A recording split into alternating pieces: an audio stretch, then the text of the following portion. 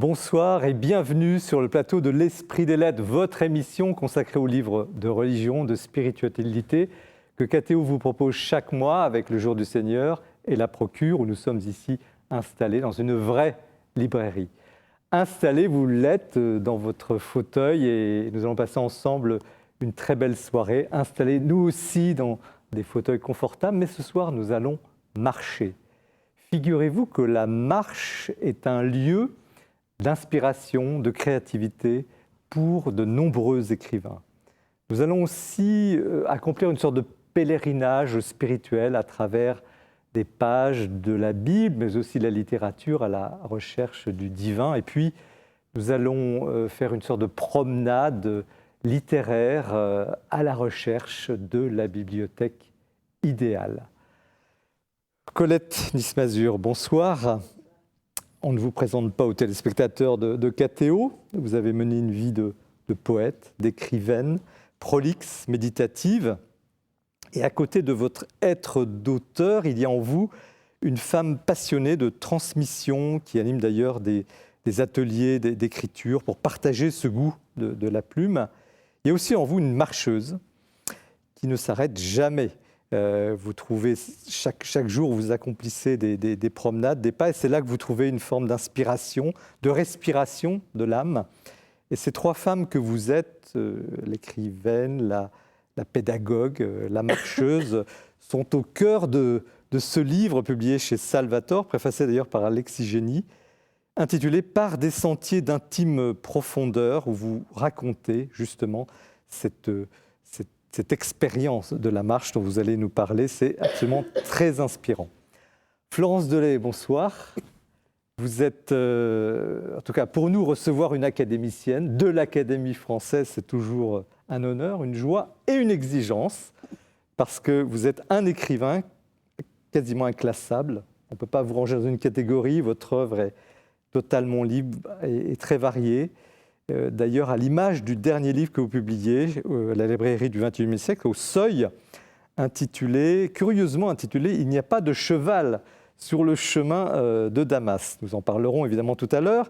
Et on parle de la conversion de Saint Paul, évidemment, et de beaucoup d'autres conversions dans ce livre, qui est un livre de méditation spirituelle hors norme, où affleure le mystère du christianisme. C'est absolument saisissant.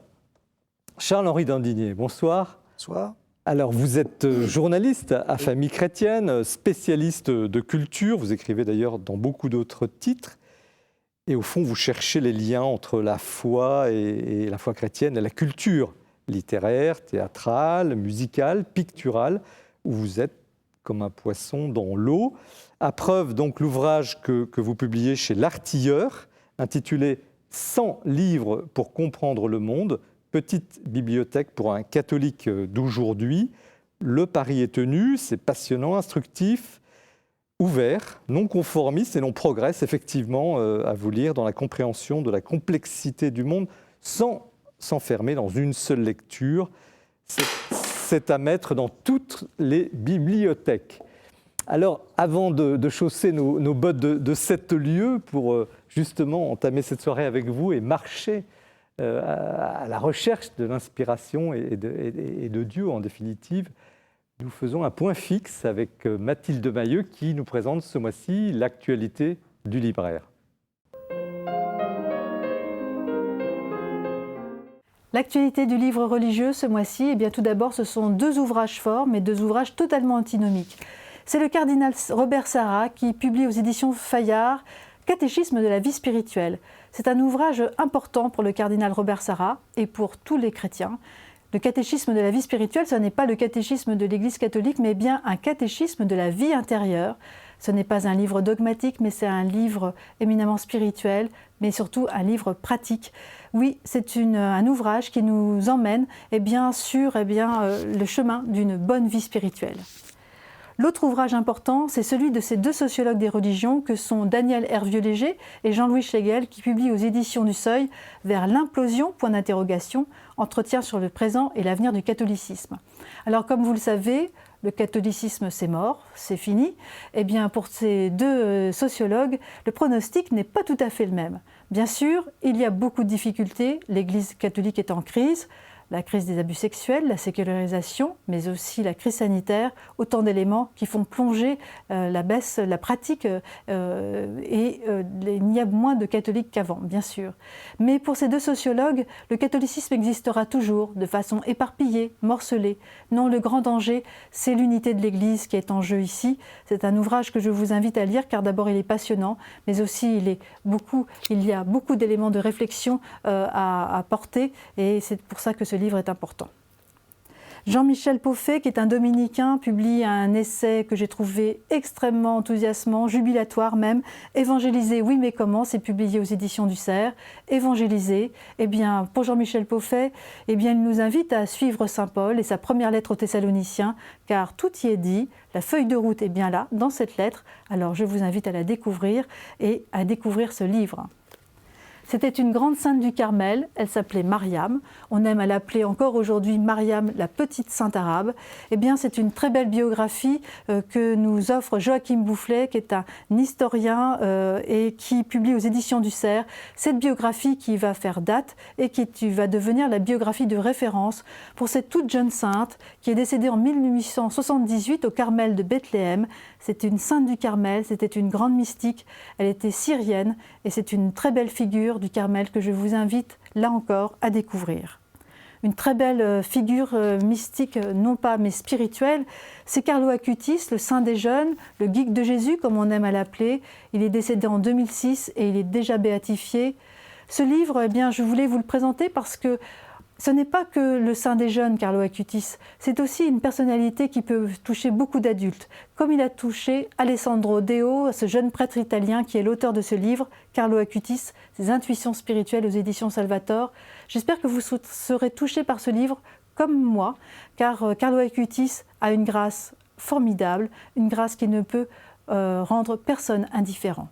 Et puis enfin, pour terminer, Corps fragile, cœur vivant de Cécile Gandon, qui publie aux éditions Emmanuel son premier livre. C'est un coup de cœur, c'est un très beau texte. Cécile Gandon est porteuse de handicap et à travers ces petits textes où elle raconte son quotidien de personnes handicapées, elle nous dresse un portrait d'humanité formidable. C'est plein de légèreté, plein de finesse. C'est vraiment un regard tout à fait distancié sur la vie. Elle prend de la hauteur, elle nous fait prendre de la hauteur sur notre humanité. Oui, c'est un véritable chemin en humanité qu'elle nous propose ici dans ce livre et il m'a touchée au cœur. Merci Mathilde pour ce panorama toujours très riche. Colette Nice-Mazur, vous publiez donc dans la collection Chemin d'étoiles, qui est une collection chez Salvator consacrée à des livres de marcheurs, de marcheuses, par des sentiers d'intime profondeur. Avant d'entrer dans ce livre, un petit mot sur vous. Comment vous vous qualifieriez? Qui êtes-vous au fond? Je suis une femme qui est née en Belgique. Je suis heureuse de ma belgitude. Je suis heureusement mariée à un homme que j'aime. J'ai beaucoup d'enfants, de petits-enfants, et j'écris depuis que j'ai appris à écrire. J'ai enseigné beaucoup et j'ai beaucoup aimé ça. D'abord une écrivaine, d'abord une femme, d'abord une femme. Une femme, oui, écrivaine, marcheuse, compagne. Et vous ne cachez pas votre foi chrétienne? Mais non. Mais je ne dis jamais « j'ai la foi ». Je trouve que ce n'est pas un objet qu'on possède, qu'on perd, qu'on retrouve. J'essaie de croire jour après jour. Je trouve que ça me gêne toujours quand on accole le verbe « avoir » avec la foi. Alors vous êtes aussi quelqu'un qui marche. Et c'est assez surprenant parce qu'on n'imagine pas forcément un auteur marcher comme vous le faites chaque jour. Et c'est l'objet de ce livre. Pourquoi ce thème et pourquoi ce livre maintenant? Mais c'est Gaëlle Delabrosse qui me l'a demandé au début du confinement. Et au fond, l'éditrice de... Oui, je ne connaissais pas cette collection. Et puis alors, je connaissais un peu Gaëlle Delabrosse. Et au fond, j'ai trouvé que c'était une bonne idée. Et à ce moment-là, nous étions confinés, mais en Belgique, nous avions 10 km de possibilités. Donc j'ai pu marcher 10 km chaque jour. Mais c'est plus qu'un livre sur la marche. Oui. C'est aussi un livre sur une façon d'être en route, d'avancer en vie. J'aime beaucoup cette idée d'avancer en vie. C'est une chance de vieillir, c'est une chance de pouvoir mettre un pas devant l'autre le plus longtemps possible. Quand on aime la vie, avec ses hauts et ses bas, je trouve que c'est vraiment une très grande chance. On ne sent pas d'amertume chez vous? L'amertume, non, pas du tout, non. J'aime la vie telle qu'elle est, sans l'idéaliser, sans la dramatiser, mais je la prends à plein corps. Qu'est-ce que l'écriture pour vous? Parce que vous racontez vos marches et les lieux de marche. Hein. On ne va pas évidemment effleurer le livre, mais il y a par exemple les gares qui sont des lieux d'inspiration, de croisement. Il y a on imagine les canaux ou là où vous marchez. L'Escaut, le fleuve. Voilà, vous décrivez ça, mais alors il y a la personne qui est en mouvement, la personne qui décrit, qui recherche l'inspiration, et puis à la fin il y a quand même l'écrivain qui le matin, j'imagine, chaque jour, vous écrivez. Comment ça se passe? Tous les matins. Je me lève toujours à 6 heures le matin, j'écris tôt. Oui, je sais pas, j'écris comme je respire. C'est un rituel, Oui, c'est un rituel. Je commence toujours par une lecture. Je lis l'Évangile, je lis des textes fondamentaux, des poèmes, toujours des poèmes. Et puis je vais à l'écriture. Oui. Vous allez à l'écriture? Oui. Ça veut dire quoi, je vais à l'écriture? Aller à la source, aller à la profondeur. Henri Beauchot, un écrivain belge que j'ai beaucoup et que j'aime beaucoup, je n'emploie pas le passé, disait « La lumière travaille le vitrail, l'écriture, l'obscurité intérieure ». Et je trouve que cette équation est tellement juste. Et l'écriture, elle éclaire l'obscurité ou elle décrit l'obscurité intérieure? Pas la décrire, mais je crois creuser, mettre à jour, éclairer, s'éclairer soi-même. Je trouve que l'écriture, c'est pas du tout une étymologie, mais je trouve que dans le mot écriture, il y a tellement de choses. Il y a le « et » de « héler », et il y a le cri de joie, le cri de peine, de plaisir, de protestation. Il y a le « tu », parce qu'on s'adresse toujours à quelqu'un, même en soi-même. Il y a des moments où on dit « Oh ma vieille, tu es vraiment bête, enfin tu es idiote ».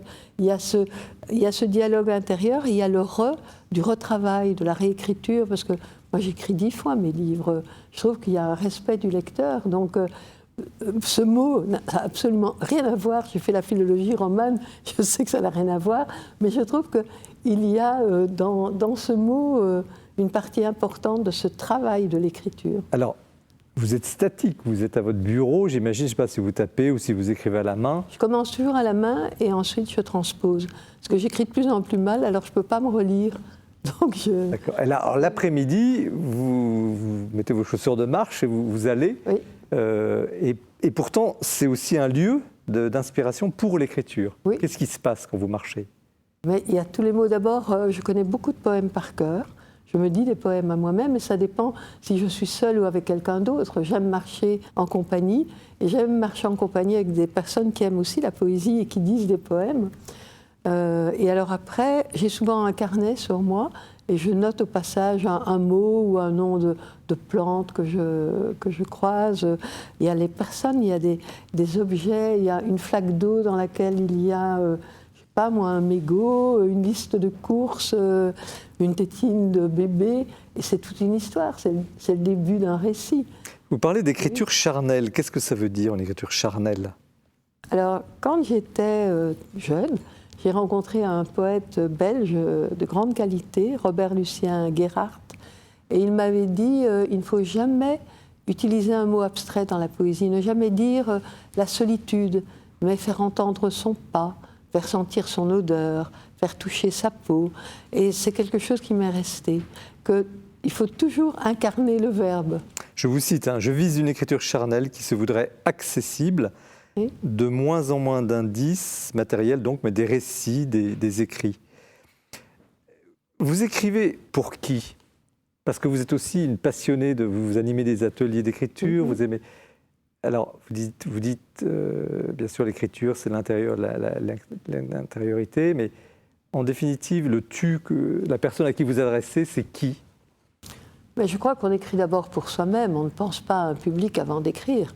Sauf quand on écrit dans un but, enfin, je travaille avec une association pour ceux qui sortent de l'alphabétisation ou d'une autre langue, et donc là, les règles sont très strictes. Donc là, c'est un peu différent. Mais même comme ça, je commence à écrire pour moi quelque chose dont j'ai besoin, quelque chose qui me tracasse, une quête. Souvent, l'écriture éclaire des points qu'on pressentait, mais sans les voir clairement. Donc il y a un dialogue de soi à soi, et puis alors après, avec un lecteur potentiel. C'est aussi très différent si on écrit pour la jeunesse.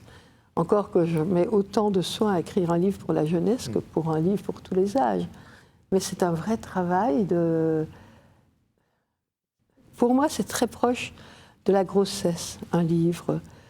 Faire un enfant, le porter, le mettre au monde, le nourrir, l'accompagner. Un livre, c'est la même aventure.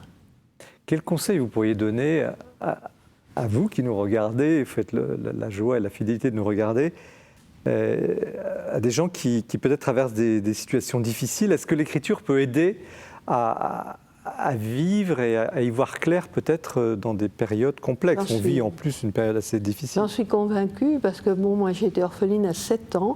C'est certain que l'écriture immédiatement a été une façon de m'exprimer, pas sur la mort de mes parents, mais tout ce qu'on me proposait comme sujet à l'école. Et je me rends compte que, par exemple, des adolescents, ça peut les aider à faire sortir d'eux-mêmes à la fois ce qui les enchante, ce dont ils rêvent, ce qui les révolte, ce qui les dégoûte. Je pense vraiment que l'écriture, c'est essentiel. Et c'est à la fois un plaisir et une activité c'est du pauvre. Il suffit d'avoir un papier, un crayon, un clavier. Tous les autres arts demandent tellement de matériaux, une toile, des couleurs, du marbre, de la pierre. Je trouve que l'écriture, c'est vital. Je ne comprends pas comment tout le monde ne bénéficie pas, ne met pas dans sa vie quotidienne ce travail d'écriture. Est-ce qu'il vous arrive d'être en panne, de sécher, comme on dit vulgairement? Jamais. Jamais, mais c'est pas mieux que ceux qui ont de la page blanche, c'est pas du tout. Non, chez moi, c'est plutôt le manque de temps. Non, je suis toujours, vous pouvez me mettre tout de suite devant. Je suis bouillonnante d'idées, il y a des mots tout le temps qui m'obsèdent, des scènes que j'ai vues, non? Est-ce que l'inspiration peut venir aussi de Dieu? Mais Dieu est au plus profond de nous-mêmes. Je ne vois pas comment on pourrait dissocier l'un de l'autre. Inspirer, expirer, l'inspiration, la présence en nous. Pour moi, je ne cloisonne pas. Écrire peut-être une prière? C'est une forme de prière. Mais presque tous les gestes de la vie sont des prières. Ce sont des passerelles. Et je reviens à la question de peut-être la marche, parce que quand même vous en parlez beaucoup dans le livre. Est-ce que, par exemple, quand vous vous promenez devant un beau paysage, peut-être la beauté, d'ailleurs vous vous exprimez plusieurs fois à ce sujet, est-ce qu'il y a une rencontre de Dieu dans cette nature ou dans cette organisation ou dans un visage peut-être, pas seulement dans la nature? Je trouve que les visages m'inspirent autant que les paysages. Tout à l'heure, je suis allée en RER du côté de Chatou. Le RER est rempli de visages qui parlent, éloquents. Des visages qui expriment tout. C'est un microcosme. Ah oui, j'aime beaucoup. Ça m'a beaucoup manqué pendant le confinement. Ce côté de rencontres insolites, pas seulement les visages aimés dont on était privé, mais enfin, je pense sur à ce poème de François Villon, Frères humains qui après nous vivaient, mais moi je remplace après par avec nous, qui avec nous vivaient. Je trouve que, enfin, pour venir ici, j'ai croisé pas mal de visages. Et chaque visage raconte une histoire. On l'entrevoit un instant, comme on saisit un mot d'une conversation entre deux personnes qui parlent, qui passent, et on peut imaginer ce qui précède et ce qui suit. Je trouve que tout est... Et quel lien faites-vous? Parce que c'est un peu une forêt, on imagine, on vous suit, c'est un peu comme un tableau impressionniste. Il y a 10 000 touches. Quel lien? Est-ce qu'il y a un lien? Est-ce que vous faites un lien entre toutes ces découvertes, toute cette contemplation que vous avez? Vous évoquiez le RER tout à l'heure, on imagine cette foule de passagers. Bon, vous dites ils ont tous... Mais y a-t-il un lien entre tout ça? Est-ce que vous demandez un lien en écrivant le livre ou bien en général? Non, après dans la maturation que vous faites de toutes ces émotions que vous avez engrangées, oui. Quel est le lien de tout ça? Alors je laisse longtemps les choses dans l'informe. Je trouve que si on donne forme trop vite, on châtre le texte. Donc je commence à écrire dans tous les sens.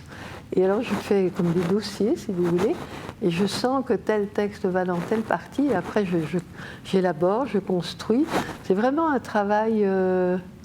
oui, c'est un peu comme on élève un enfant, on lui apprend à marcher, à manger proprement, à parler, à communiquer, à jouer. Oui, un livre, et chaque livre a son histoire.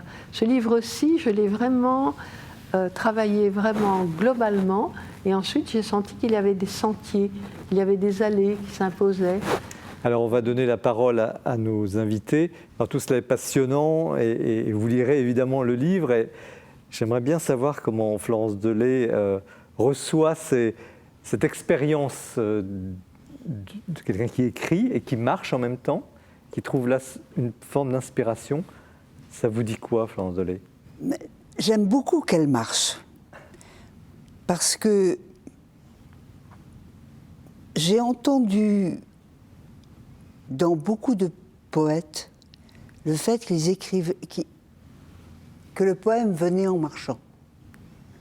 Qu'en fait, c'était le pas, l'espace qui permettait au poème. Donc je pense que ça, c'est son côté poète, qui marche et qui trouve en marchant. Et c'est étrange parce que je viens de lire un livre de Chantal Thomas qui est Journal de la nage. Et j'avais l'impression que je lisais en même temps un journal de la marche et un journal de la nage. Et j'étais plutôt du côté de Colette. Charles-Henri Dandini. Alors moi, j'étais très frappé par ce que vous dites sur l'écriture charnelle. Parce que moi qui ne suis pas poète, loin de là, quand j'écris, j'essaie d'être également concret, d'utiliser le moins possible les termes abstraits, les termes compliqués. Même quand on rencontre de livres philosophiques, la tentation, c'est de s'exprimer comme l'auteur et de faire son petit philosophe. Il faut essayer de rendre ça accessible et d'être le plus concret possible et d'éviter les grands mots. Donc je crois que ce conseil qu'on vous a donné pour l'écriture charnelle, je crois qu'il vaut pour tous les gens qui écrivent, même les journalistes, surtout les journalistes. Alors la question, au centre de tout ça, il y a quand même la question de l'inspiration qui est absolument fondamentale. Vous nous avez décrit vos lieux et vos sources d'inspiration. Florence Delay, comment vous... Je n'y crois pas du tout. Alors, c'est une vieille lune. L'inspiration, tout de même, quand même. Vous n'avez pas d'inspiration? Non, pas du tout. Oh ben non, quand on vous lit, vous avez de l'inspiration. Mais pas du tout. Il n'y a pas l'inspiration, il y a le travail, l'excitation, la rencontre, etc. Mais l'inspiration... Enfin, vous n'y croyez pas, la muse qui se penche sur le... Ah non, pas la muse, mais vous avez des idées quand même. Vous avez des idées qui vous viennent. Elles ne viennent pas de nulle part. Oui, mais je n'appellerais pas ça l'inspiration. C'est un grand mot. On fait des rencontres, on cherche, Non, voilà. Comment vous l'appelleriez? Le travail heureux. Le même mot, travail, hein, oui. Dans le malheur,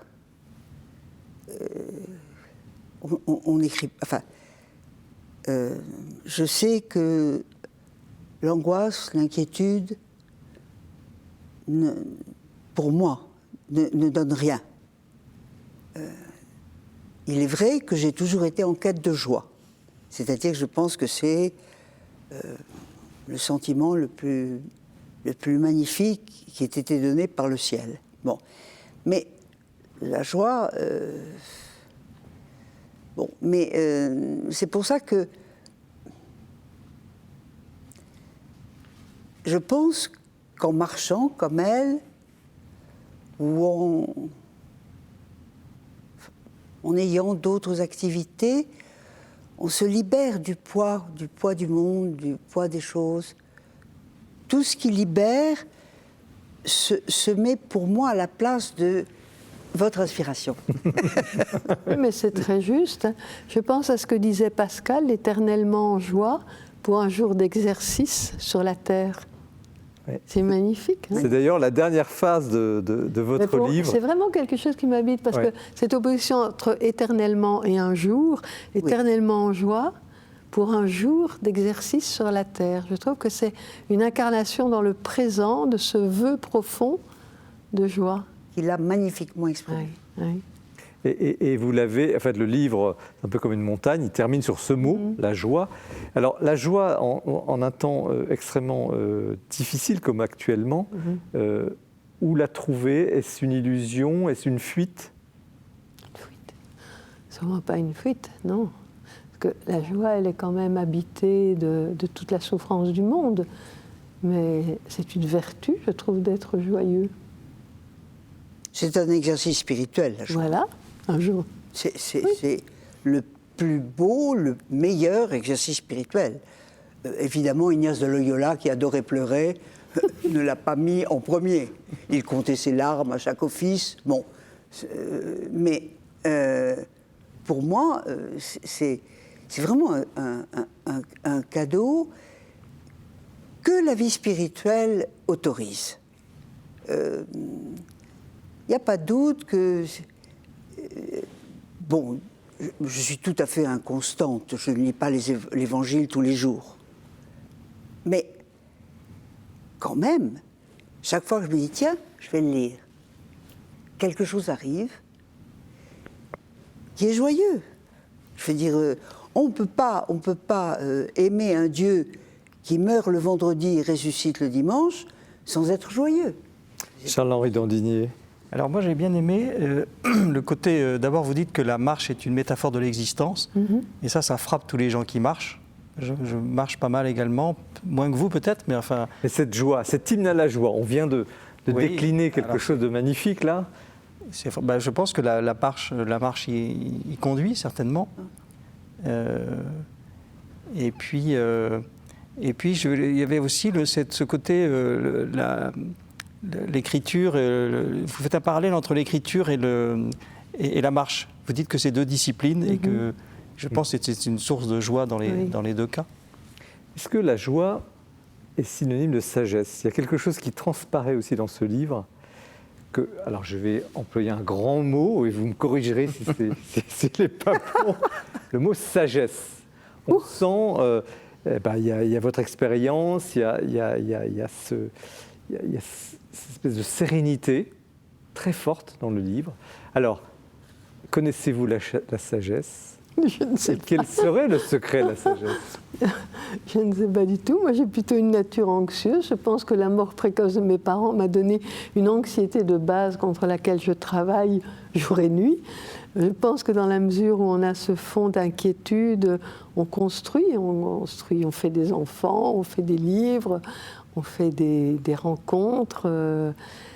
Je pense que c'est le terreau, que la joie s'enracine dans une difficulté d'être. Oui. Oui. Non, je suis d'accord. Et c'est la sagesse? C'est un mot qui nous écrase, le mot sagesse. Encore un. Pas Le livre de la sagesse. J'ai beaucoup de mal ce soir. Mais c'est très agréable. Merci de cet échange. Tu me déranges, donc tu existes. Oui, effectivement. C'est peut-être justement quelque chose qu'on ne voit pas assez dans notre société où tout est facile, y compris la joie, mais en fait, non. En fait, non. Il y a la joie et il y a le plaisir, c'est deux choses différentes. Notre société favorise le plaisir. Et la joie, c'est un petit peu différent, c'est quelque chose de plus profond, c'est un état. Puis il y a cette espèce de bonheur formaté qu'on veut nous servir, là, et tous les conseils, Je sais pas, moi, je suis beaucoup plus sensible aux 4 principes des Toltecs, que ta parole soit toujours exacte, ne prends rien personnellement, n'interprète pas, et fais chaque jour ce que tu peux. Donc, je trouve que ces 4 idées fondamentales, pour moi, c'est une forme de sagesse. Oui. C'est tellement simple et fort et exigeant. Voilà, vous avez la réponse à votre question. Plus qu'une question, c'est justement un partage d'expérience. Et là, je me nourris de ce que vous dites parce qu'on est dans une société tellement de fake news, technique, efficace, que cela fait du bien justement de peut-être enfiler ses chaussures, marcher, prendre le temps, lire. Et merci pour pour ce beau livre, Colette Nice-Mazur, donc par des sentiers d'intime profondeur chez Salvatore. Vous avez fait préfacer par Alexis Génie, qui était venu sur ce plateau. Pourquoi l'avoir choisi? Une dernière question. Mais je le connais, je l'apprécie. Je lui ai posé la question, il a dit oui. C'est tout simple. Au fond, Gaël demande qu'on contacte 4 personnes. Oui. Quelqu'un pour la préface et 3 personnes qui nous connaissent, Oui, et qui ont lu le manuscrit et qui réagissent. Oui, qui sont d'ailleurs à la fin Oui, de l'ouvrage. c'est pas ma décision, c'est la demande de l'éditrice. Je peux dire un mot? Je vous en prie. Elle vient de dire une chose très importante, ce n'est pas ma décision. Et je dois dire que ce livre donne un sentiment de grande liberté et on n'a pas besoin d'un Porsche ni ensuite d'une annexe. C'est un peu gênant pour entrer en liberté dans son aventure à elle. Si on passe par le Porsche de la préface, si ensuite on lit le sentiment des autres lecteurs, on se sent un peu moins libre. Oui.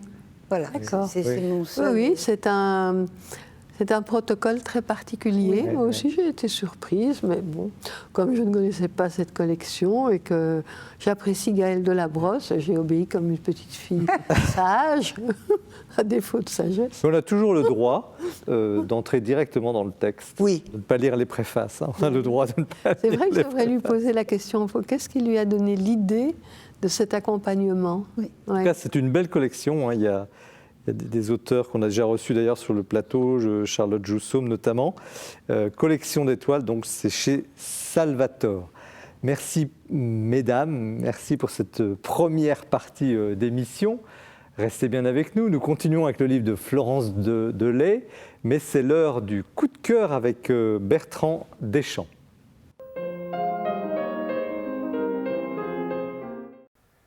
Les amateurs d'histoire sont nombreux et les passionnés de la papauté plus encore. Il est vrai que dans nos rayons, nous proposons énormément de livres sur les papes contemporains 19e, 20e siècle, mais qu'à part l'excellent Pie V de Philippe Verdun et la grosse biographie de Jules II chez Fayard, il n'y a pas de livre sur chacun des papes des siècles passés. Eh bien, ces choses réparaient avec la remarquable biographie de Pie VII, que publie Jean-Marc Tichy chez Perrin. L'auteur est un spécialiste de l'histoire de la diplomatie du Saint-Siège et il a beaucoup travaillé aussi sur les rapports entre Napoléon et le pape Pie VII. C'est aussi une excellente biographie parce que, je tiens à le signaler, c'est devenu chose rare. Il y a des cartes, il y a un index, il y a toutes les sources et une bibliographie conséquente. Alors, on sait finalement peu de choses de Pie VII, on le connaît parce qu'on le voit dans le fameux tableau du couronnement de Napoléon à Notre-Dame, et puis que son nom prête parfois à des plaisanteries un peu de collégiens, mais finalement on ne sait pas déjà qu'il a été élu à la fin d'un conclave qui se tenait à Venise et non à Rome, qu'il était bénédictin, issu, comme tous les papes de cette époque, d'une grande famille, les Chiaramonti.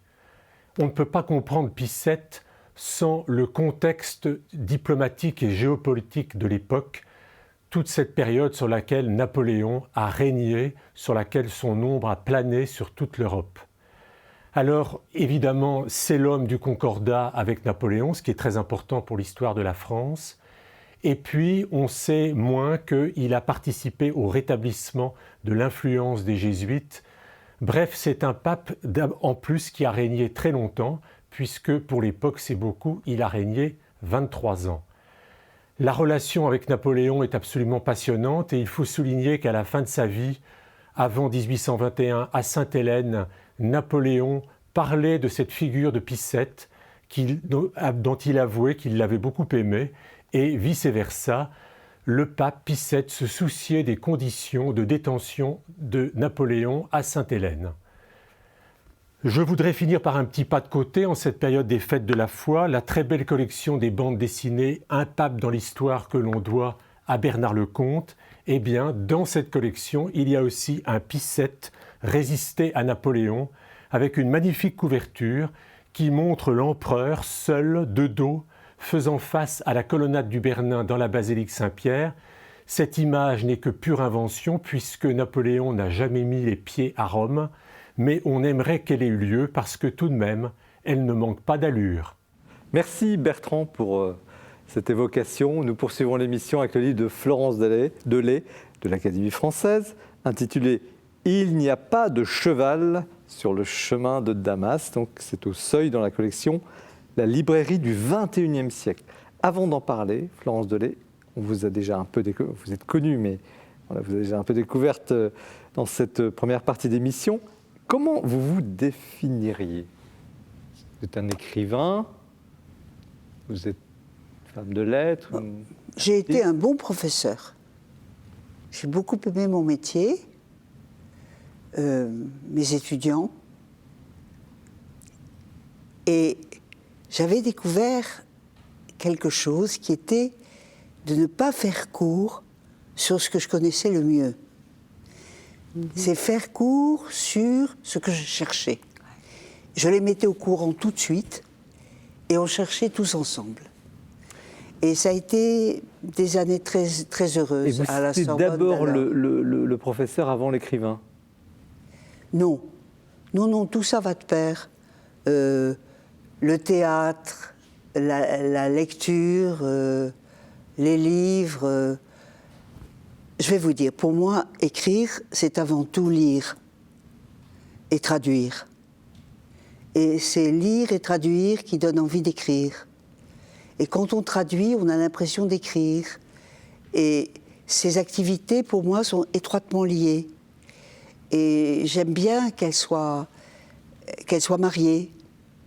Et si je n'avais pas lu, je n'aurais jamais écrit. Qu'est-ce que ce livre, petit livre, mais grand livre, représente dans votre œuvre? Depuis un certain nombre d'années, je suis hors genre. Si vous voulez, transgenre. C'est-à-dire que j'écris des livres qui ne sont pas qualifiables, qui sont inqualifiables. Je ne peux pas dire, c'est roman, essai, etc. Et ça me rend très contente. C'est-à-dire que ça me donne de la liberté. C'est toujours ce qu'on cherche en premier. Et là, avec cette histoire de cheval, je ne pensais pas en faire un livre. Oui, je me suis rendu compte qu'il n'y avait pas de cheval sur le chemin de Damas. J'ai été voir sérieusement dans les Actes des Apôtres la conversion de Saint Paul, mais pas de cheval. Alors ça, c'est incroyable, parce qu'en vous lisant, j'ai relu 2 fois ce que vous avez écrit, je suis allé vérifier, parce que je n'y croyais pas. Ah, vous voyez. Bon, alors voilà. Mais quand même, de là en faire le titre du livre, pourquoi ce titre? Je le trouvais bizarre. je le trouvais... parce que cette négation faisait immédiatement apparaître le cheval. Parce que pour dire qu'il n'y a pas de cheval, il fallait que le cheval soit dans la tête. Et effectivement, on a je ne sais combien de tableaux admirables qui représentent la conversion de Saint Paul, Paul chutant de cheval. Alors, pourquoi les peintres ont été des grands... Des magnifiques diffuseurs de la pensée chrétienne. Enfin, je veux dire, bon, ça c'est très connu pendant des siècles, comme d'ailleurs les sculpteurs, les constructeurs de cathédrales. Bon. Et les peintres ont imaginé beaucoup de choses, dont ce cheval. Et Paul n'est pas tombé de cheval, il était à pied. Mais ce qui est important, et c'est aussi la surprise et la difficulté de ce livre, c'est que vous parlez de sa conversion, Saul qui deviendra Paul, et puis il y a d'autres conversions dans le livre, on ne va pas tout déflorer. Donc c'est un livre, quel est l'objet de ce livre en fait? Est-ce qu'il en a un d'objet? J'ai dit que vous affleurez des choses, mais... Aimer cette religion, dire qu'elle est joyeuse, qu'elle est pleine de miracles, qu'elle est pleine de belles histoires, qu'il ne faut pas s'attrister devant les nombreux crucifix qui peuplent nos églises, que ce Dieu, comme je disais, qui meurt le vendredi, ressuscite le dimanche, et qu'il y a dans toutes ces histoires, je suis très amoureuse du Moyen-Âge. donc forcément de la légende dorée de Jacques de Voragine et de toutes les légendes. Celle du roi Arthur me plaît autant que la légende dorée. Et donc, je trouve qu'on ne se nourrit pas assez de la pensée magique et de ces belles histoires, finalement, qui nous donnent de la joie, dont on parlait. Alors, il y a quelque chose aussi qui transparaît, c'est je dirais, l'animalité. Parce qu'il y a toujours des pères, Paul Saul avec son cheval qui n'existe pas, bon. Puis après, il y a une série, il y a Antoine, Saint-Antoine et son cochon, il y a des tas d'histoires que vous racontez. Et oui, et il y a toujours ce rapport entre, vous insistez beaucoup sur à la fois l'élévation de l'âme et puis l'animalité profonde. C'est-à-dire que le cheval m'a conduit à tous les autres animaux. C'est un peu le fil du livre. Je ne suis pas allée vers les sommets. Je suis restée à terre et j'ai rencontré tellement d'animaux. Le taureau de l'un, l'aigle de l'autre, le chien de l'un, etc.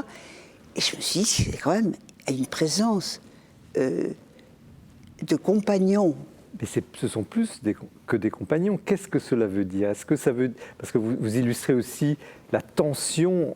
Comment est-ce que ce corps, qu'il soit animal ou le corps de l'homme, est domptable ou indomptable? Les passions par rapport à la conversion, la question de la conversion. Est-ce qu'il y a là quelque chose que vous voulez illustrer précisément? Que cette joie dont vous parlez, elle passe aussi par une lutte, peut-être une lutte spirituelle? Parler des athlètes, l'athlète de Dieu ou... C'est-à-dire que j'ai pas vraiment traité le sujet. Pardon, mais enfin... l'athlétisme spirituel, c'est une chose qu'évoque Saint Paul, et c'est passionnant. L'idée que on ne parle pas de foot, on ne parle pas de tennis, on parle de l'athlétisme spirituel. Et je trouve qu'il il évoque magnifiquement ça. Parce que c'est pas quelqu'un que j'aime beaucoup, Saint Paul. Enfin, je vais me permettre. Vous permettez tout. Allez-y. Je veux dire, c'est pas un de mes saints préférés. Mais bon, c'est un génie. Et cette idée que finalement, il y a pour devenir un athlète spirituel beaucoup d'armes mentales à acquérir m'a fasciné. L'idée de la cuirasse, de la défense, voilà. Mais je n'ai pas vraiment traité le sujet. En attendant, il y a quand même une lutte contre les passions, contre ce corps parfois indomptable, parce que chez Saint Paul, c'est quand même très fort, Oui. Notamment chez lui, mais ça transparaît, mais en même temps, vous ne vous apesantissez pas sur ce sujet, mais il est là. Oui. Mais écoutez, vous savez, j'ai toujours été un peu légère. Ça fait du bien, ça fait du bien parce que vous mettez dans des choses très sérieuses, oui, de l'humour, de la légèreté, et puis une découverte, parce que la question des animaux, par exemple, moi, j'avais fait attention, mais pas à ce point-là. Et maintenant, je me dirais, bah, effectivement, il y a quelque chose. Oui, il y a quelque chose.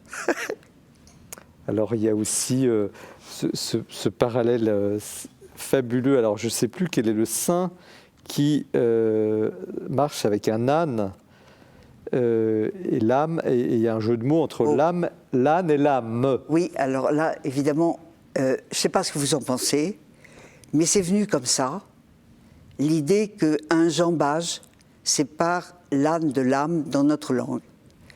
Et que finalement, l'âne a un tel rôle dans notre religion que je me demande s'il n'a pas une âme.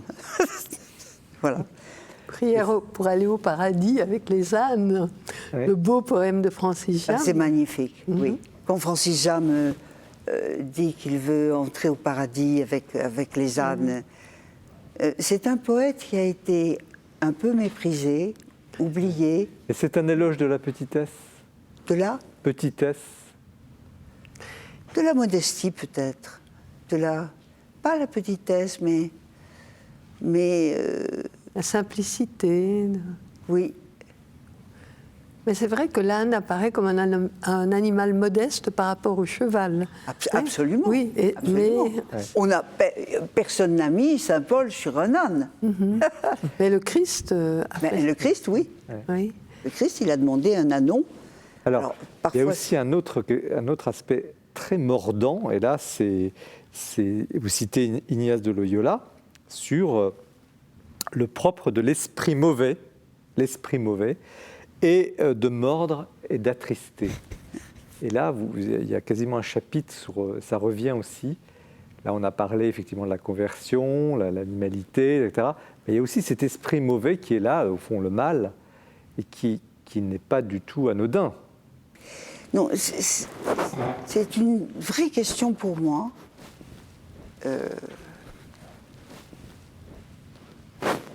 Je ne suis pas toujours heureuse dans une église. Il y a beaucoup de raisons de s'attrister, ce que je déteste. Et je pense qu'un de nos devoirs aujourd'hui, c'est de redonner aux offices et au fait d'entrer dans les églises un certain bonheur, un peu perdu. Voilà. Quand je compare avec les messes de mon enfance, ou ma grand-mère qui allait d'un pas joyeux à la cathédrale dès qu'elle pouvait, bon, un peu moquée par la famille, mais voilà, je regrette un peu une certaine tristesse qui règne. On la dissipera, Mais peut-être qu'elle va de pair avec une certaine laideur. La religion a besoin de beauté, comme l'art. Et la beauté n'est pas suffisamment présente. Et dans les chants, et dans les homélies, et dans les représentations dans les églises. Il faut faire revenir la beauté. Merci Florence Delay pour cette évocation. Colette Nismazur, qu'est-ce que, vous avez déjà un petit peu dit, mais qu'est-ce que ce livre vous inspire ? J'ai été captivée dès les premières lignes. Il y a une entrée comme ça en matière, incisive, ferme. Enfin, c'était impossible de lâcher la bride. J'aime beaucoup monter à cheval. Donc, ça m'a beaucoup intéressée. Et tout le temps, cette référence à la peinture, à l'art, à la poésie, il y a une liberté d'allure et en même temps un fil rouge qui conduit le livre. Et le fil rouge, vous le situez, vous ? C'est certain que j'ai été frappée par la présence des animaux. Ça m'intéressait d'autant plus que j'ai un jeune ami qui a fait tout un travail sur les animaux dans l'œuvre de Joseph Delteil. Et donc, j'avais l'attention attirée. Oui, c'est un des fils rouges. Et puis, il y a ce sens du conte. Au fond, dans le Christ, dans les évangiles, il y a tellement de paraboles, tellement de récits. C'est du même ordre où l'imaginaire se donne libre cours et fait référence à notre vie profonde.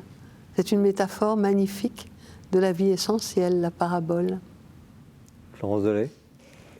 Les histoires, finalement. Il dit, Jésus parle par parabole, pourquoi ? Est-ce qu'il pense qu'une histoire ira plus profondément en nous qu'un enseignement ? Et ça, c'est très passionnant. Charles-Henri Dandinier, comment vous avez reçu ce livre ? Alors, il y a effectivement les animaux. Vous parliez de fil rouge. L'un des fils rouges, c'est la poésie également, qui est très, très présente. J'ai beaucoup aimé vos pages sur Max Jacob, Oui. qui est un poète que je connais mal, qui est plus très connu actuellement. Et ça m'a donné vraiment envie de rentrer dans son œuvre, de la découvrir. Ah oui, parce que c'est magnifique. C'est une très très belle figure et vous en parlez de manière très attrayante. Et de son lien avec Reverdy aussi, qui est un de mes poètes préférés. Et qui est très peu connu, ce lien. C'est quand même très étrange. C'est vrai. Oui. Vous racontez la conversion de Max Jacob. Je lis quelques phrases que vous citez. Il y avait quelqu'un sur le mur, il y avait quelqu'un sur la tapisserie rouge, il y avait sur mon mur un hôte. Je tombais à genoux, mes yeux s'emplirent de larmes soudaines. Conversion fulgurante. Là aussi, c'est comme Paul, comme ces étranges conversions. Et j'ajoute, parce qu'on ne peut pas le cacher, que le Seigneur, qui connaissait ses goûts, lui avait envoyé un ange très beau. On ne peut pas Mais oui, simuler. mais oui. Il a souligné son élégance, l'élégance de l'ange. Oui. L'élégance de l'ange. Alors, l'ange, la conversion, il y a un autre sujet, une question fondamentale dans le livre, c'est la question du salut. Parce qu'il y a un chapitre qui ne vous aura pas échappé. À la fin, vous racontez un mythe égyptien assez extraordinaire du jugement dernier. Oui. Et cette scène, alors, extraordinaire, où il y a une balance, on pose l'âme du défunt sur sur une balance. Sur une balance. Et qu'est-ce qu'on met sur l'autre? Une plume. Une plume. Et ça, c'est pour moi, quand j'ai découvert le jugement selon les anciens Égyptiens, le jugement dernier devant Osiris, le dieu blanc, et que, au fond, était digne d'entrer définitivement dans l'éternité avec le soleil, celui dont le cœur était aussi léger qu'une plume, j'ai trouvé ça admirable. Parce que nous, dans cette religion catholique, le poids du péché est tel que penser que la légèreté peut vous sauver, j'ai trouvé ça magnifique. Que ton cœur soit aussi léger qu'une plume. Et j'ai trouvé que c'était un enseignement magnifique et qui pouvait nous faire du bien. Oui, parce que c'est vraiment se délester des amertumes, des rancœurs, des ressassements. Voilà. C'est vraiment délester de tout ça. Oui. Et c'est très très beau. Charles-Henri Dandinier. Oui, je trouve que vous avez un style qui est assez léger dans le bon sens du mot, c'est-à-dire que il y a aucune lourdeur, il y a pas de. Mais sur ce thème du salut, Oui. de cette espèce de dépouillement final, je vous cite, le salut par la légèreté du cœur est le plus beau cadeau des anciens Égyptiens. Et, enfin, moi, je l'ai vécu un peu comme une découverte. Je connaissais mal cela. Et j'ai trouvé ça, pour le coup, une parabole extraordinaire. Je serais l'auteur d'une parabole. Vous avez retranscrit... Oui, c'est une parabole. Oui, oui. Non? Oui, c'est une parabole. C'est un mythe presque. Oui, mais c'est justement, oui. ce n'est pas chrétien. Charles-Henri Dandinier, ce n'est pas chrétien. Non, mais Égyptien. on a le droit d'aller prendre ailleurs des choses qui vont dans le sens de ce qu'on appartient pense. à l'humanité. C'est pas interdit. Et ça dit quelque chose du cœur profond de l'homme, au moment de la rencontre finale. Oui. Écoutez, personnellement, je suis assez âgée. Je n'ai jamais rencontré quelqu'un dont le cœur était aussi léger qu'une plume. J'espère le rencontrer, enfin, mais franchement, je crois que c'est un rêve. Et en ce sens, c'est une parabole. Une espérance aussi. Vous dites un rêve. Et oui, une vous avez, espérance. oui, l'espérance. Vous avez raison, c'est vrai. Une foi. Enfin, la petite fille Espérance doit penser... C'est curieux parce que tout à l'heure, vous parliez du qualificatif de charnel. Et pour moi, il est extraordinairement lié à Peggy. C'est vraiment Tout à fait lui d'accord. qui a... Il emploie très souvent ce mot, et il le laboure comme ça à sa façon. Oui. Oui, je suis très touchée par ça aussi. Alors vous évoquez Peggy, et puis vous êtes là tous les trois ce soir, et vous êtes, on va voir tout à l'heure avec le livre de Charles-Henri Dandinier sur, au fond, ces grands écrivains catholiques, mais pas que. Est-ce que vous êtes des écrivains ou écrivaines chrétiennes, des chrétiennes écrivains? Est-ce que ça a à voir Est-ce qu'il y a une culture chrétienne? Ou est-ce que Ça me c'est fait un toujours faux rigoler, problème? cette expression, c'est comme si j'allais chez un boulanger chrétien ou si Voilà, j'allais, c'est ça. je demandais à un plombier chrétien. Enfin, je trouve ça ridicule. Ça me fait penser aux écrivains médecins. C'est trop drôle. Parce que Mais pourtant, vous êtes quand même, vous partez de quelque part. Vous n'êtes pas en apesanteur. Vous avez une culture, vous avez une foi. Oui, mais comme tout être humain, on ne peut pas vivre sans cette flamme et de l'espérance et de la foi et de la charité. Il me semble que c'est universel, on ne doit pas s'approprier. Florence Delay? moi, je la fais passer en contrebande souvent. Contrebande. Et alors Dans certains de mes romans, et c'est à la fin des temps ordinaires ou Trois désobéissances, je la fais passer comme ça. Par, je ne sais pas, si c'est par amour du jeu, non. Par amour tout court, j'aime bien l'idée que brusquement on découvre que ça a à voir avec la foi. Bon, oui. En tout cas, merci Florence Delay pour cette magnifique ce chemin, cette marche, cette espèce de pèlerinage sur le mystère, au fond le mystère chrétien que vous abordez avec beaucoup de tact, vous affleurez ce mystère. Il n'y a pas de cheval sur le chemin de Damas. Nous poursuivons l'émission, restez bien avec nous, avec le livre de Charles-Henri Dandinier, 100 livres pour comprendre le monde. Mais Jean-François Rode nous a préparé un portrait de quelqu'un dont on a beaucoup parlé récemment. Vous allez voir tout de suite.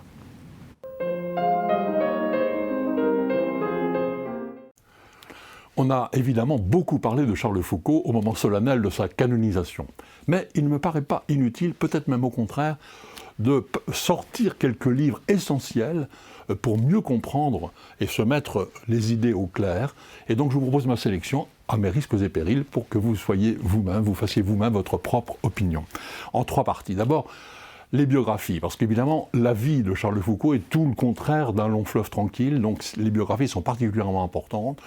Il me semble qu'aujourd'hui, celle qui fait autorité, c'est celle de Pierre Sourisseau, Charles de Foucault, 1858-1916, chez Salvatore. Pierre Sourisseau est un des meilleurs connaisseurs de Charles de Foucault, il a travaillé toute sa vie. Et voilà un travail magistral, précis, complet, vraiment une œuvre de référence. Mais on peut prendre aussi Antoine Châtelard, chez Cartala, Charles de Foucault, Le chemin vers Tamanrasset.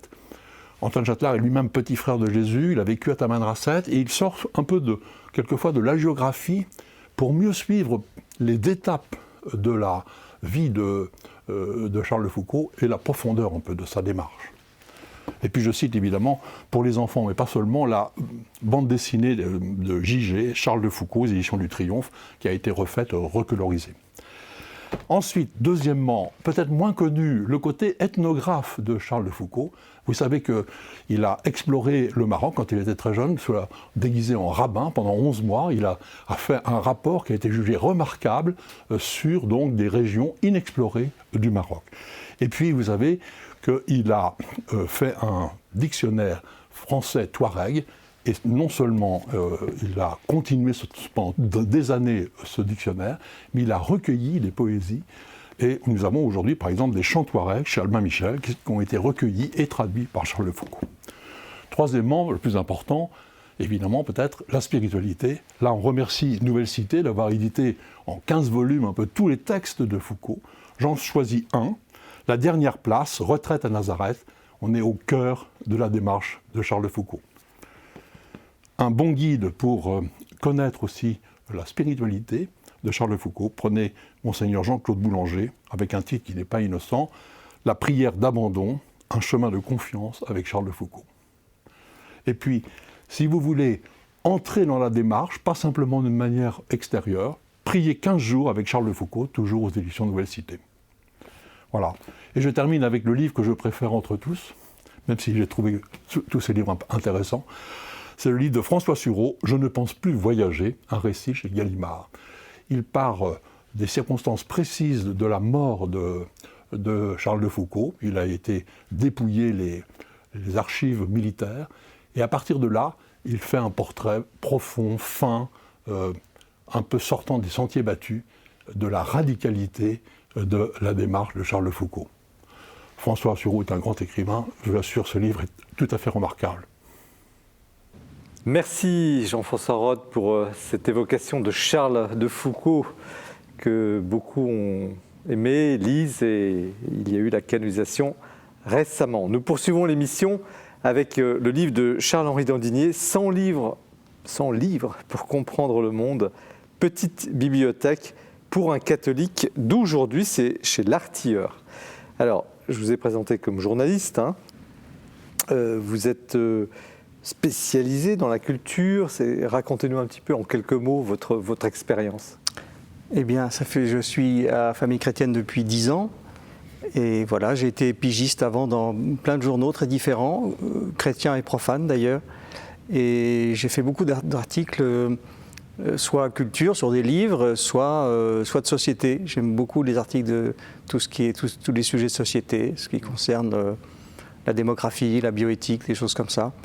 Et donc j'ai toujours eu un spectre assez large, ce qui se sent un petit peu dans ce Donc ça veut dire que vous avez beaucoup lu. Oui. Ce livre est issu, c'est un peu un livre, le fruit de cette expérience. Oui, c'est le fruit d'une trentaine d'années de lecture. Et puis les livres que je n'avais pas lus depuis longtemps, je les ai relus. Ouais.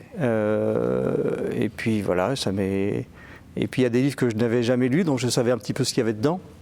Je dis par exemple Hannah Arendt ou Maurice Allais, je savais en gros, mais je ne les avais jamais lus. Alors, donc, sur les 100 livres, il y a à chaque fois 2-3 pages par livre, oui. Et il y a 4 grands chapitres: philosophie, pour comprendre l'homme, religion, pour atteindre Dieu, pour comprendre l'histoire, et puis pour comprendre la société. Donc voilà un peu la structure de l'ouvrage. Mais comment l'idée de faire ce sorte de dictionnaire, en quelque sorte, vous est venue? Une anthologie, oui. Il y a quelque chose qui me frappe beaucoup dans notre société, c'est que les gens sont un petit peu paumés. C'est-à-dire que on est dans une société qui est très atomisée, où il n'y a plus des croyances qui fédèrent un petit peu les gens, ce qui était le cas dans la société française jusque dans les années 50, qui était encore une société chrétienne. Aujourd'hui, ce n'est plus le cas. Et du coup, il y a des idéologies assez étranges venues d'outre-Atlantique qui nous tombent dessus, qu'on ne comprend pas très bien. Il y a l'islam qui nous bouscule, qui nous force à nous demander qui nous sommes, en quoi nous croyons. Parce qu'on a beaucoup d'individus modernes qui ont tendance à dire « mais je ne crois en rien ». Et donc beaucoup de gens sont un petit peu perdus par cet environnement un peu curieux, et j'ai voulu leur donner des repères. Alors pourquoi vous prenez comme sous-titre « Petite bibliothèque pour un catholique d'aujourd'hui ». Vous auriez pu ne pas mettre catholique, mais vous avez mis catholique. Parce que j'ai voulu annoncer la couleur, si vous voulez. Je suis catholique, j'écris dans un journal catholique pour des catholiques. Si j'avais dit que c'était une bibliothèque idéale pour tout le monde, on aurait pu me demander « mais pourquoi parlez-vous de Thérèse de Lisieux ? Pourquoi parlez-vous de tel ou tel ?» J'ai voulu annoncer la couleur et dire que je m'adressais de manière prioritaire aux chrétiens et aux catholiques.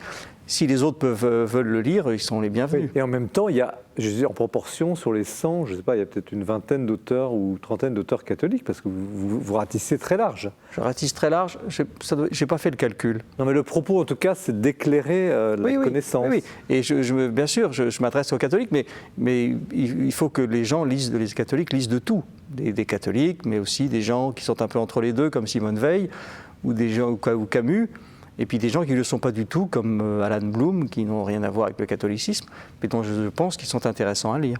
En tout cas, c'est extrêmement accessible, il n'y a pas besoin d'avoir fait des études de philosophie, d'histoire, justement, c'est un peu l'essentiel. Ça, j'y tiens beaucoup, oui. Le côté accessible, le côté simple, clair. Enfin, c'est très important. Je m'adresse au grand public, je ne m'adresse pas aux intellectuels. Comment Je trouve avez-vous que pardon. oui, comment avez-vous sélectionné Alors ça, c'est une grande question. J'ai fait une liste d'abord de 120 livres. Puis après, j'ai sélectionné, j'ai coupé. Quels critères? Eh ben, les critères, c'était que ce soit accessible et que ça dise quelque chose de notre époque et que ce soit très varié. J'ai composé ça comme un bouquet. J'emprunte cette image à Sainte Thérèse de Lisieux qui dit, quand elle parle des êtres humains, elle dit dans l'humanité, il y a des lys et des roses, et puis il y a des petites violettes. Elle-même se met dans les violettes d'ailleurs. Et bien moi, c'est très modestement, j'ai voulu faire un livre extrêmement varié, avec des stars, des grands auteurs que tout le monde connaît, et puis des auteurs beaucoup moins connus. C'est délibéré. Vous avez un penchant pour les non-conformistes quand même. Oui, sinon on s'ennuie. Est-ce que vous avez laissé, vous dites seulement 120 ou 130 de votre première liste, oui. Vous avez laissé donc 30 livres à peu près de côté. Oui. Est-ce qu'il y a des équivalents, ce genre d'entreprise, de livres comme ça? Oui, j'ai vu récemment un livre écrit par, je ne sais plus si c'est par Alain de Benoît ou quelqu'un comme ça, qui a fait les 200 livres de droite. Oui, c'est une idée assez classique. Je pense qu'il faut en faire un tous les 10 ou 20 ans. Quel est dans les 100 votre livre préféré? Ah, c'est une question très difficile, ça. Oh oui. Allez, je vous donne 3. Allez, 4, 5, pas plus. Si c'est le coup de cœur, je dirais Simon Less. Expliquez-nous. Un Belge. Oui, c'est un Belge. Je n'ai pas fait exprès, mais c'est un Belge. Il s'appelait Pierre Rickmans. Simon Less, c'est un sinologue. C'est quoi un sinologue pour les non-initiés? Alors, un spécialiste de la Chine, qui est mort récemment. Et il avait écrit dans les années 70 un livre qui s'appelait Les habits neufs du président Mao, qui défendait, qui détruisait la belle statue que les maoïstes, maolâtres lui avaient fabriquée. Et il est descendu dans l'arène par désir de défendre la vérité, pas pour se montrer, parce qu'il détestait ça. Et je trouve qu'il a un style, il est plein d'humour, il est très fin, il a une culture incroyable. Et là, il parle de Chine, il parle de mer, et puis il fait de la critique littéraire. Et quand je le lis, je me sens comme avec un ami. Ce qui est assez présomptueux, parce qu'il n'avait pas la moindre idée de qui j'étais. Et si vous partiez sur une île déserte, oui. Quel livre vous prenez avec vous? Alors, un des plus nourrissants, c'est celui de Simone Veil, L'Enracinement. Pourquoi ce livre-là? Parce que d'abord, j'aime beaucoup Simone Veil, qui est dans le moins qu'on puisse dire, et qu'elle est non-conformiste. Et puis, donc ce livre était ça se voulait une espèce d'introduction à une déclaration des devoirs. Il y a une déclaration des droits, mais il faut une déclaration des devoirs. Et elle constatait que le travail dans notre civilisation avait perdu complètement sa signification et qu'il fallait retrouver un vrai sens au travail. Et c'était comme ça qu'on redonnerait des racines aux gens. Elle connaissait très bien la question, parce vous savez qu'elle a été ouvrière chez Alstom et chez Renault, ouais. Alors qu'elle était philosophe, elle était professeure de philo, qu'elle n'était pas du tout faite pour la vie, pour le travail manuel. Elle en a beaucoup souffert. Elle a travaillé aussi comme vendangeuse en Ardèche, chez Gustave Thibon. Et donc elle avait une expérience charnelle, on y revient, du travail. Et elle disait qu'il fallait retrouver le vrai sens du travail pour que les gens retrouvent leurs racines spirituelles. Et si vous aviez, vous êtes initié, vous avez tous lu, si par exemple vous aviez à conseiller nos amis qui nous regardent, les 2-3 livres absolument indispensables? Alors je ne sais pas, il y a Rémi Brague par exemple. Rémi Brague qui est vraiment un grand esprit, qui a le livre que je conseille, c'est celui sur l'Europe, mais enfin on peut en nommer plein. Et sur l'Europe, il dit des choses passionnantes. Il dit l'Europe au sens historique et culturel du mot. Et si on veut comprendre l'Europe, il faut lire l'Europe, la voie romaine de Brague. Ça me paraît le meilleur des conseils. On l'avait reçu d'ailleurs, Rémi Brague. Alors, Bon, tout ça, justement, c'est intéressant cet échange parce que c'est un peu l'image du livre, parce qu'on passe d'un thème philosophique à un thème historique, à un thème religieux, bien sûr, et c'est la richesse de cette approche. Mais vous, en ayant lu tout cela, quel est votre diagnostic au fond de la société dans laquelle nous sommes? Quels sont les points majeurs, les points votre analyse profonde en quelques lignes de ce que nous traversons et quelle réponse pouvons-nous trouver dans ces livres? C'est un petit peu ce que je disais au départ, c'est-à-dire que nous sommes dans une société qui est atomisée, anomique, sans valeur ou sans valeur commune, où chacun se fait sa petite truc à sa sauce. Et donc, on est dans une société individualiste. Une société individualiste, c'est un peu un oxymore, parce qu'une société, par définition, c'est un corps. Si chacun est un individu, une monade isolée, on n'est plus vraiment une société. C'est un peu ce qui se passe. Et du coup, il y a un État énorme, très très surpuissant, qui s'est instauré pour essayer de créer un peu de lien. Et plus les gens sont individualistes, plus l'État est fort, plus les gens sont isolés. Voilà, votre question c'était au fond, votre diagnostic fondamental, et au fond, pourquoi vous écrivez ce livre en définitive? Pour que les gens s'y retrouvent. Je crois c'est un éloge de la culture, c'est un éloge de la lecture. C'est un peu ce que dit François-Xavier Bellamy, donc, que je cite également. C'est-à-dire que la culture est devenue une option, et la culture n'est pas une option. Il faut absolument avoir des connaissances historiques, philosophiques, sociologiques, pour comprendre le monde, pour s'y retrouver. Ne serait-ce que quand vous avez des idéologies comme le wokisme, par exemple, venu des États-Unis. Le wokisme, définissez-le. C'est très compliqué à définir. En quelques mots, allez. C'est la pensée décoloniale. Alors c'est encore du jargon. C'est-à-dire, c'est la fin de l'universalisme, soit chrétien, soit républicain. C'est-à-dire que chacun est défini par son appartenance à la communauté noire, à la communauté homosexuelle, à la communauté ceci, cela. Et face à cela, il y a l'universalisme chrétien ou républicain qui en est le descendant. C'était d'ailleurs Chantal Delsol à ce sujet. Oui, exactement. Et donc vous luttez contre cette parcellisation? Oui. Et donc il faut que chacun faut retrouver ses racines. C'est pour ça qu'il y a une partie historique qui est assez importante.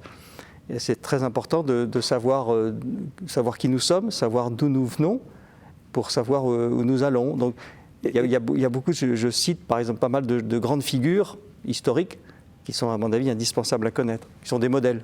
Et la question religieuse, qui est quand même un quart du livre, est-ce qu'elle est dans cette vision que vous faites une sorte d'architecture de la connaissance à travers ces livres? Oui. Est-ce que la question religieuse, elle est un peu comme juxtaposée, ou est-ce qu'elle est quelque chose d'essentiel à ce monde que vous s'enlivre pour comprendre le monde? Comment vous la situez? Non, je ne crois pas qu'elle soit juxtaposée. Je crois qu'il y a d'abord la philosophie. C'est un peu comme dans les études de séminaire, on commence par des études de philo, et puis ensuite on fait la théologie. Je crois qu'il faut d'abord se former sur un plan philosophique, et littéraire et historique, et puis ensuite la théologie va emprunter des éléments, notamment à la philosophie, pour pouvoir essayer d'approcher le mystère de Dieu. Mesdames, comment recevez-vous cette somme? Parce que c'est quand même une somme, c'est un travail considérable quand on imagine la lecture, l'analyse, la structuration. Colette Nice-Mazur. Je suis toujours frappée de la générosité de la vulgarisation. C'est un beau mot, vulgariser, c'est rendre à chacun, au peuple, son bien. Et je trouve que ce rôle de passeur est essentiel. Par contre, j'ai été gênée qu'il y ait si peu de femmes. J'ai fait le décompte, il n'y en a pas beaucoup. Sur les 100 livres, la parité n'est pas respectée. Oui. Et je me suis demandé pourquoi. Oui, mais quelle femme? Il n'en manque pas. Il y a Sainte-Thérèse de Lisieux, il y a Simone Veil, il y a Karen Blixen. Sainte-Thérèse de Lisieux, elle en vaut 10. Là, je ne suis pas convaincue. Là. Qu'est-ce qui manquerait? Qui manque? Ah, il y a des poètes. Moi, j'aurais mis quelqu'un comme André Chédid, par exemple. J'ai pas fait le compte. J'ai pas fait le compte. Mais c'est ça que c'est typiquement masculin. Oui. Oui. Florence Bellet, qu'en pensez-vous? Alors, d'abord, j'ai pas aimé le titre. Je me suis dit non, encore une bibliothèque idéale, cette fois-ci pour Cato.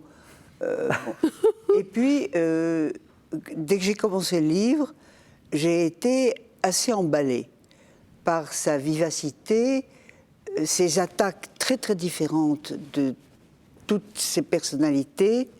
Et à propos d'ailleurs, je voudrais vous poser une question. Oui. Sur la couverture du livre, il y a 6 portraits. Oui. J'en ai identifié 4, à savoir Bernanos, bien sûr, Benoît XVI, Simone Weil et Houellebecq. Bon. Anna. Et 2, je n'ai pas su qui c'était. Orwell. Orwell au Orwell. centre. Orwell et Élie de Saint-Marc. Et Élie de Saint-Marc. d'accord, d'accord. Ben, comme je ne connaissais pas ce dernier, je ne pouvais pas le reconnaître. Et j'ai appris beaucoup de choses, et même sur les gens que je connaissais très bien, sauf sur Jeanne d'Arc. Alors ça... Voilà. Bon, mais chaque fois j'ai appris beaucoup, et puis j'ai aimé votre liberté et votre sûreté d'analyse. C'est un livre très, très riche, très généreux, et pour moi, la moitié des auteurs étaient inconnus. Écoutez, merci beaucoup. Ça prouve que j'ai en partie atteint mon but, parce que le but, c'est de faire connaître un maximum d'auteurs aux lecteurs, en effet, oui. Alors, vous vous attaquez tout à l'heure en disant encore une sorte de bibliothèque idéale, mais tout de même, on a envie d'avoir une bibliothèque un peu. Est-ce que le concept de, disons, la bibliothèque de l'honnête homme est encore du siècle? Est-ce que c'est encore quelque chose ou est-ce que c'est Il n'y a une plus illusion? d'honnêtes hommes, il n'y a que des honnêtes femmes. Bon. Est-ce que la bibliothèque de l'honnête femme et de l'honnête homme est un mythe, est une sorte de luxe pour, je ne sais pas, quel bourgeois qui se rêverait intellectuel, ou est-ce qu'au contraire, il y a dans une bibliothèque, j'imagine que chez vous, je sais pas, il y a d'avoir des livres, beaucoup de livres, et le plaisir d'une bibliothèque. Alors, qu'est-ce que c'est qu'une bibliothèque, en fait? Une bibliothèque, c'est avant tout une bibliothèque individuelle. C'est très difficile d'imaginer une bibliothèque pour tous. Je crois que nos goûts, notre personnalité, nos faveurs, nos haines, c'est pour ça que ce genre de livre est formidable pour nous enseigner. Mais dire qu'on va tous les acheter pour les mettre dans sa bibliothèque, non. Je pense que la bibliothèque de chacun, c'est son miroir. Il y a un aspect personnel, bien sûr. Ouais, c'est pas normatif, vous n'avez pas l'ambition Non, c'est une proposition, et puis je sais que les lecteurs achèteront 1, 2, 3, 4 de ces livres. De fait. Oui. Il faut d'abord acheter votre livre. Oui, bien sûr. Bien sûr. Colette Nismazur, la bibliothèque, c'est quoi? Chez moi, il y a une bibliothèque dans toutes les pièces de la maison, sauf aux toilettes et à la salle de bain. Mais le reste, et alors, il y a une pièce vouée à la littérature française de Belgique, une à la poésie, une aux essais, enfin, j'ai sérié, ce qui est artificiel, mais ça me permet de retrouver plus aisément des livres, comme j'en passe beaucoup. Mais qu'est-ce qu'elle représente, cette bibliothèque? Mais je ne pourrais pas vivre sans livres. Je me souviens, quand nous étions un jeune couple, nous vivions dans un garni. Je n'ai pu y vivre que quand j'ai apporté un certain nombre de livres. C'est vraiment essentiel pour moi. Et de savoir que si j'ai un coup de cafard, je vais chercher tel poète, Reverdy par exemple, je trouve que c'est quelqu'un qui vous fait descendre au fond de vous-même et rebondir. Donc je sais exactement ce que je vais trouver. Simone de Beauvoir, que j'aime beaucoup. Enfin, oui, je suis entourée de livres et ce sont des tuteurs, des compagnons. Des compagnons, Alors, des je vais reposer la question que nous avons abordée déjà tout à l'heure, mais comme vous l'avez souligné tout à l'heure, vous avez dit encore une bibliothèque idéale, et puis vous avez dit, pour Cateau, y a-t-il une culture catholique? Ou est-ce que c'est un mythe total? Est-ce que je pense comme ça? C'est curieux, j'ai jamais pris cette optique-là. Non, je n'imagine pas faire un rayon catholique. Non. Non. Charles-Henri? Alors, je ne sais pas s'il faut faire un rayon catholique. Ce qui est sûr, c'est que notre culture est complètement imprégnée de catholicisme. Et même pour les gens qui ne sont pas catholiques, ils le sont un petit peu culturellement. Le cas de Camus, dont je parle dans cet ouvrage, est quand même très typique, parce qu'il n'est pas, Oui, c'est pas très croyant. intéressant, vous parlez de son catholicisme implicite. Oui, oui. C'est très... Oui, il n'est pas croyant, mais il est très très marqué par le catholicisme, par son éducation, ça lui a valu des déboires d'ailleurs. Parce que je raconte l'histoire de son père qui, vous savez, qui était tombé il était en Algérie, il était tombé sur des cadavres de ses amis émasculé. Oui, mutilés atrocement. Il était très bouleversé, très choqué. Il avait dit, un homme, ça s'empêche. Oui. Et parce que c'était un homme simple, il n'avait pas fait des études comme son fils. Et Camus a repris cette phrase de son père, qui était devenue une espèce de morale toute simple, mais au fond très, très juste. Un homme digne de ce nom, oui, essentiel. Et pendant la guerre d'Algérie, ça lui a valu les pires avanies, parce qu'il avait affaire à des adversaires qui disaient mais il faut tout faire pour mettre les Français dehors, y compris le pire. Et puis un bon colon est un colon mort. Et lui, il restait avec cette culture qui était une culture chrétienne finalement, humaniste. Alors dans ce bouquet, vous avez parlé tout à l'heure, vous avez, au fond, il y a des fleurs, c'est un bouquet.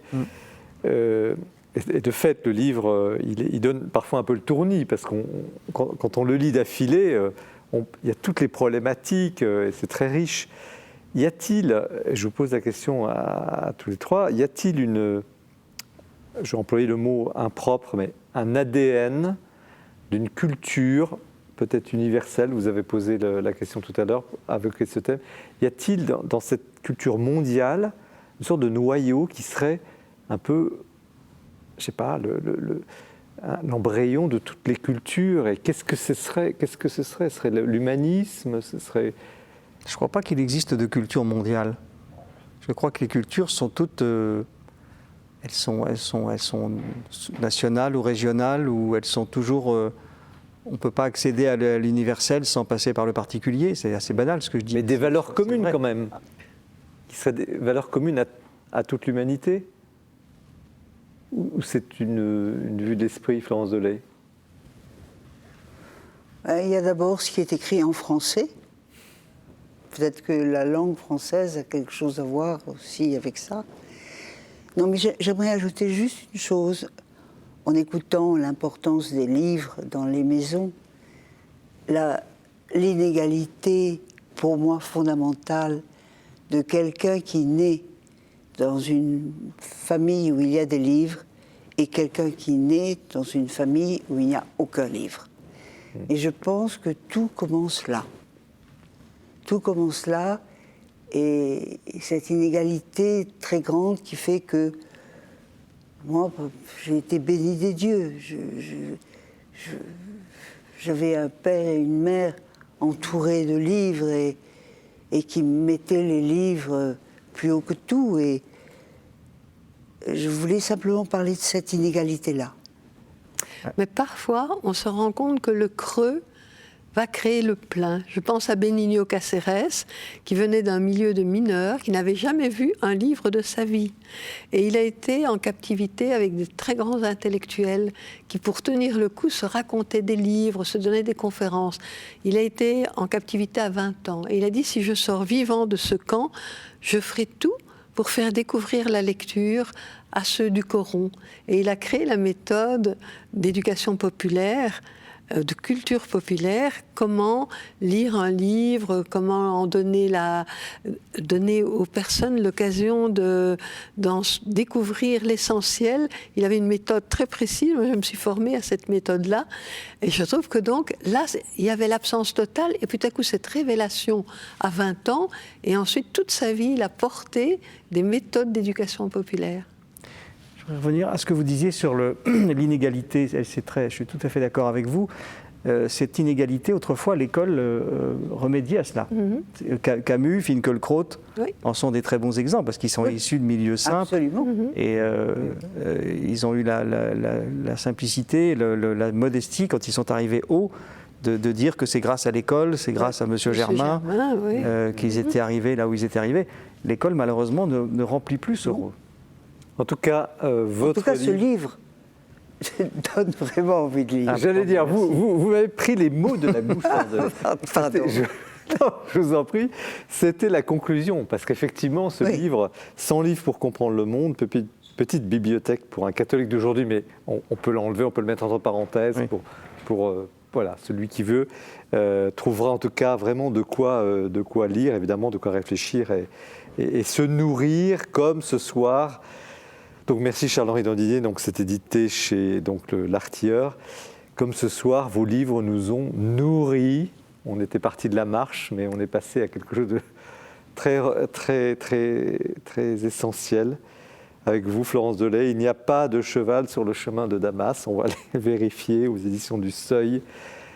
Merci Colette Nice-Mazur. Par des sentiers d'intime profondeur, chez Salvatore, intime profondeur. Ça sera le mot de la fin de cette émission qui je vous l'avais dit au début, s'annonçait belle et qui est décidément très très belle. Merci à vous trois. Merci. De cet échange, de cette richesse, de cette liberté que vous nous avez donnée et dont on s'inspire. Et merci de votre attention, merci de votre fidélité à cette belle émission. N'oubliez pas d'en parler autour de vous. L'Esprit des Lettres, nous nous retrouvons dans un mois. Vous la retrouvez sur KTO, sur Le Jour du Seigneur, sur le site de la Procure. Abusez de l'émission, abusez des livres. Très bonne soirée, au revoir.